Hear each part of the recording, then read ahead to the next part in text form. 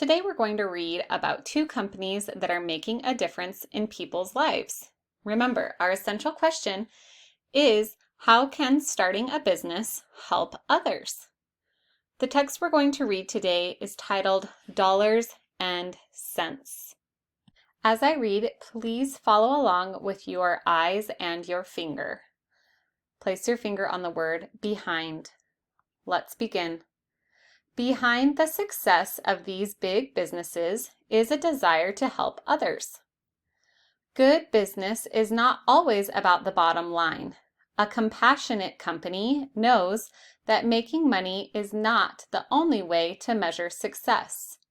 Remember, compassionate means to be sympathetic, meaning that you care about others and how your decisions and choices impact others. Many large businesses in the United States and all over the world are finding unusual ways to help people in need. Let's stop and think. What do you think the author's opinion about businesses helping people in need? How do you think that the author feels about businesses that prioritize helping people in need?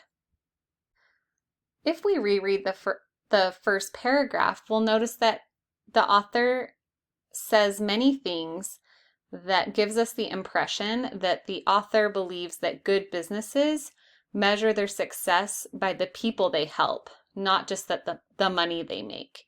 And we can reread that sentence. It starts here at A compassionate company knows that making money is not the only way to measure success.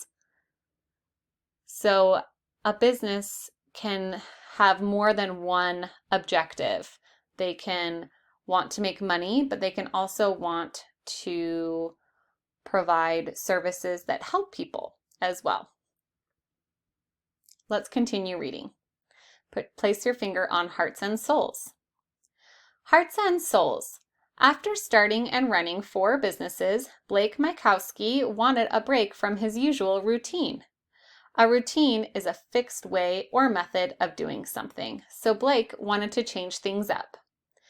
In 2006, he traveled to Argentina in South America, and while he was there, he learned to sail and dance.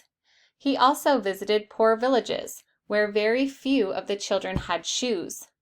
Mykowski decided he had to do something.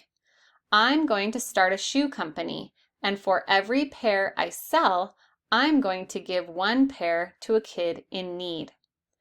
For this new undertaking, Mykowski started the business using his own money. An undertaking is when something or someone decides to do something new. So this was not something that Blake had done before. Starting a shoe company is going to be something new that he decided he wanted to do. He named it Tom's, Shoes for Tomorrow. The slip-on shoes are modeled on shoes that are traditionally worn by Argentine workers. Mykowski immediately set up his innovative 1-for-1 program. Remember, to be innovative means to do it in a new way. So this is a new company, similar to the word undertaking. Someone decides to do something new, and innovative is the new thing they do. Tom's gives away 1 pair of shoes for every pair that is purchased. Later that year, Mykowski returned to Argentina and gave away 10,000 pairs of shoes. By 2011, Tom's had donated over 1 million pairs. Let's continue reading.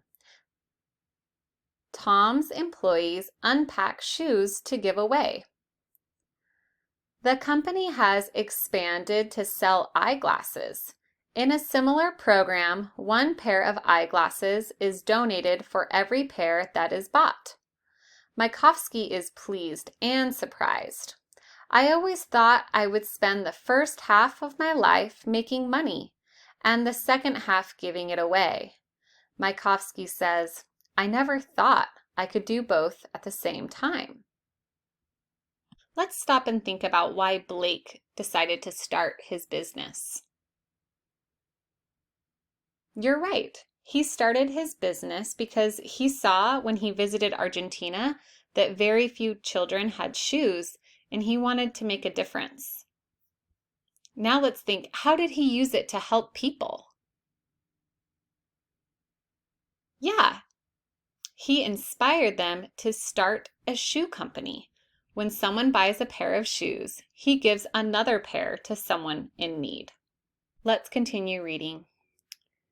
Giving back rocks. Have you ever seen a Hard Rock Cafe?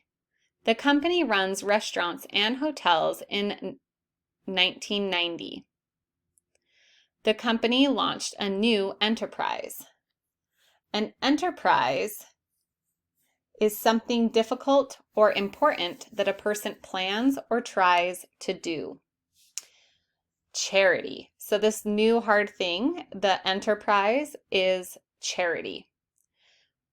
Since then, it has given away millions of dollars to different causes. Its motto is love all, serve all.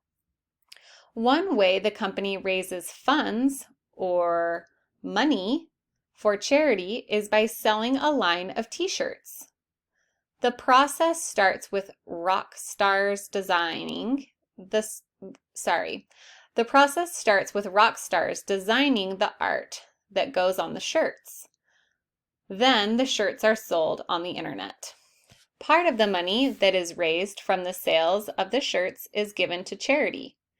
Employees at Hard Rock Cafe locations are encouraged to raise money for their community. Every store does it differently. The Hard Rock Cafes are successful and give back to the community. Place your finger on the word top. Follow along as we continue reading. Top 5 biggest charities. All right, let's look at this graph here that we have. It looks like number 1 is the United Way Worldwide. Number 2, the Salvation Army. Number 3, AmeriCares. 4, Feed the Children. 5, Food for the Poor. So it looks like all of these, it says this graph shows the American charities that got the most donations in one recent year and how much money they raised. So we've got the most at the United Way Worldwide, and this is $3,842,018,486 for the number 1 United Way Worldwide. And these are all different charities that are raising money for their community. Let's continue reading.